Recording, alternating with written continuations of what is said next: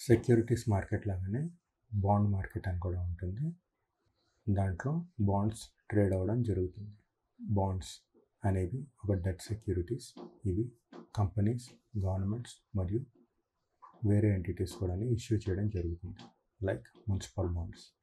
Face value అనగా bonds issue చేసేటప్పుడు ఉన్నటువంటి వాల్యూ. ఆ వాల్యూని బట్టి మనకి ఎన్ని ఏళ్ళ లోపల బాండ్ మెచ్యూర్ అవుతుంది, ఆ మెచ్యూర్ అయిన తర్వాత దానికి ఎంత వాల్యూ వస్తుంది అనేది తెలుస్తుంది. కొన్నిసార్లు బాండ్స్ ఫేస్ వాల్యూ పైన ఇష్యూ చేయడం జరుగుతుంది, కొన్నిసార్లు డిస్కౌంట్ పైన ఇష్యూ చేసి ఫేస్ వాల్యూ పైన రిడీమ్ చేయడం జరుగుతుంది. ఒకవేళ ఫేస్ వాల్యూ కన్నా కానీ ఎక్కువ ట్రేడ్ వాల్యూ ఉన్నట్లయితే బాండ్కి దాన్ని ప్రీమియం అంటారు. ఫేస్ వాల్యూ కన్నా కానీ తక్కువ లోపల ట్రేడ్ అవుతున్నట్లయితే దాన్ని డిస్కౌంట్ అంటారు. Coupon or interest rate. బాండ్కి మనము కొన్న తర్వాత వచ్చేటువంటి ఇంట్రెస్ట్.